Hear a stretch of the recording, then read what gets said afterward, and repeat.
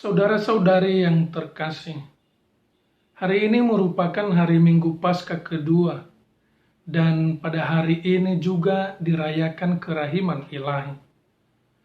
Bacaan Injil hari ini berkisah tentang Yesus yang telah bangkit, menampakkan diri kepada para murid-Nya.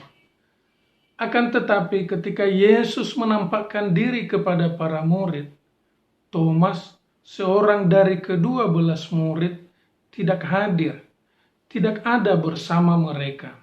Karena itulah, ketika para murid memberitahukan kepada Thomas bahwa mereka telah melihat Tuhan, maka secara spontan Thomas tidak yakin dan berkata kepada mereka, "Sebelum aku melihat bekas paku pada tangannya, dan sebelum aku mencucukkan jariku ke dalam bekas paku itu, dan mencucukkan tanganku ke dalam lambungnya, sekali-kali aku tidak akan percaya." Sesungguhnya, ketidakpercayaan Thomas sangat lumrah, sangat wajar. Mengapa? Karena dia menyaksikan sendiri bahwa Yesus telah disalibkan, wafat, dan dimakamkan. Bagaimana mungkin orang yang telah mati bisa kembali hidup dan bangkit? Secara manusiawi, hal itu tidak mungkin. Dengan demikian, pernyataan Thomas tersebut merupakan upaya mencari kebenaran. Hal yang sama pun sering kita lakukan dalam penghayatan iman kita. Kerap kali kita mencari bukti atau argumentasi yang tak terbantahkan untuk menerima kebenaran iman. Pada zaman sekarang, ilmu pengetahuan sangat maju dan berkembang. Segala sesuatu diteliti secara ilmiah. Berbagai hipotesa dirumuskan untuk diuji sehingga diperoleh kebenaran empiris yang dapat dipertanggungjawabkan secara ilmiah dan bisa diterangkan secara rasional. Akibatnya, segala sesuatu direduksi ke dalam pengetahuan ilmiah. Hal-hal yang tidak bisa diuji secara ilmiah tidak diterima sebagai kebenaran. Cara pandang ilmiah seperti itu memengaruhi orang zaman sekarang terhadap kehidupan beragama.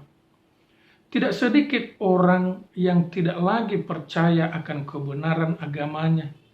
Mereka berpendapat bahwa kebenaran agama itu tidak bisa diuji secara ilmiah. Karena itu, kebenarannya diragukan dan tidak bisa diterima. Akibatnya, orang tidak lagi mengakui kehadiran dan campur tangan Allah di dalam hidupnya.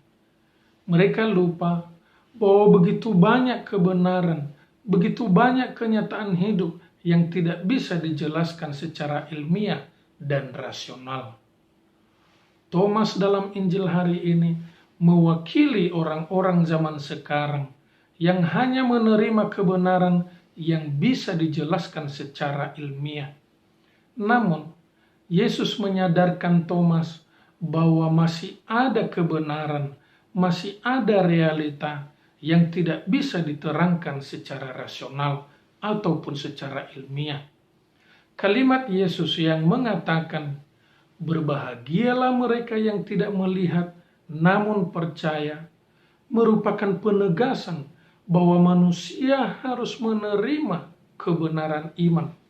Dalam kebenaran iman, manusia harus menyadari keterbatasan dirinya untuk memahami misteri ilahi yang tiada terbatas. Melalui permenungan pada hari ini, kita diajak untuk semakin teguh dalam iman akan Kristus, Tuhan kita.